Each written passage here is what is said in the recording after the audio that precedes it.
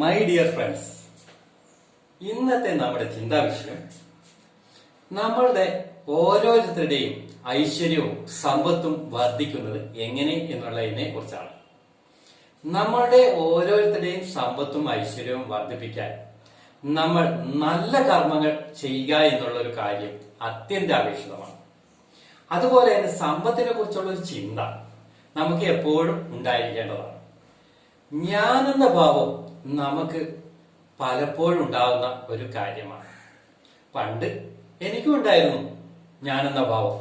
ആ എന്റെ ഭാവത്തെ 12/12/2024 6 മണിക്ക് എന്റെ ഉപാസനാമൂർത്തി ഇല്ലാതാക്കി. എന്റെ ഉപാസനാമൂർത്തിയുടെ ശക്തിയാണ്.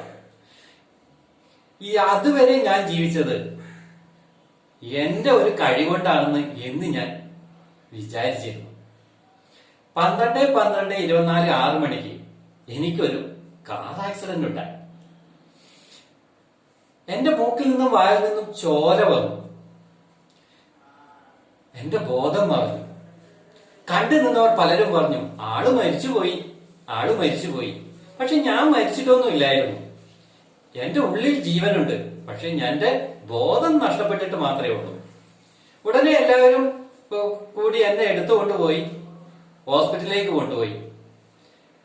ആ ഹോസ്പിറ്റലിൽ കിടന്നുകൊണ്ട് എന്റെ ശരീരത്തേക്ക് ആവാഹിച്ച എന്റെ കാലിന്റെ ഭാഗത്ത് നിന്നാണ് ഒരു ശക്തി. എന്റെ കണ്ണുകൾ തുറന്നപ്പോൾ എന്റെ കാലിന്റെ ഭാഗത്ത് നിന്ന് ഒരു എന്താണ് പറയാ അതിശക്തമായ ഒരു ഭാവം. എന്റെ ഉപാസനാമൂർത്തിയുടെ ശക്തി ഞാൻ അന്ന് തിരിച്ചറിഞ്ഞു. എന്റെ കാലിന്റെ ഭാഗത്ത് നിന്ന് എന്റെ ശരീരത്തിലേക്ക് കയറി വന്ന് കിടപ്പിലായ ഞാൻ കണ്ണുകൾ തുറന്ന് പൂർണ്ണ ആരോഗ്യവാനായി എഴുന്നേറ്റുന്നു. പിന്നെ എനിക്ക് കിടക്കാൻ തോന്നിയില്ല. എന്റെ ഉപാസനാമൂർത്തിയുടെ ശക്തിയാലാണ് 12/12/24 മുതൽ പിന്നീട് എന്റെ ജീവിതകാലം മുഴുവൻ ഞാൻ ജീവിക്കുന്നത് എന്നുള്ള ഈ സത്യം, ഈ പരമമായ സത്യം എന്റെ സുഹൃത്തുക്കളെ ഞാൻ നിങ്ങളോട് പറയുകയാണ്. ഈ ലോകത്ത് സകലതും നിയന്ത്രിക്കുന്ന ഈ മഹാശക്തിയാണ് എല്ലാവർക്കും എല്ലാ ഐശ്വര്യങ്ങളും തരുന്നത്, എല്ലാ സമ്പത്തും തരുന്നത്. ഈ വിശ്വാസത്തോടെ ഞാൻ ജീവിക്കുന്നു. എന്റെ ജീവിതം എല്ലാവർക്കും തന്നെ കാണാം. ഞാൻ ജീവിക്കുന്ന ഓരോ നിമിഷവും എന്റെ ഉപാസനാമൂർത്തിയുടെ ശക്തിയാലാണ് ഞാൻ ഐശ്വര്യത്തിന്റെ രാജാവായി ജീവിക്കുന്നത്. ഓരോ ദിവസവും എനിക്ക് മിറാക്കിളാണ്. എന്റെ ഉപാസനാമൂർത്തിയുടെ ശക്തിയാണ്. ഓരോ ദിവസവും എനിക്ക് മിറാക്കിളാണ്.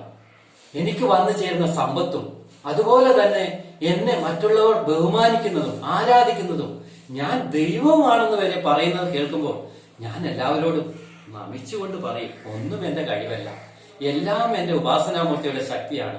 ഇതാണ് സത്യം, പരമമായ സത്യം. Thank you.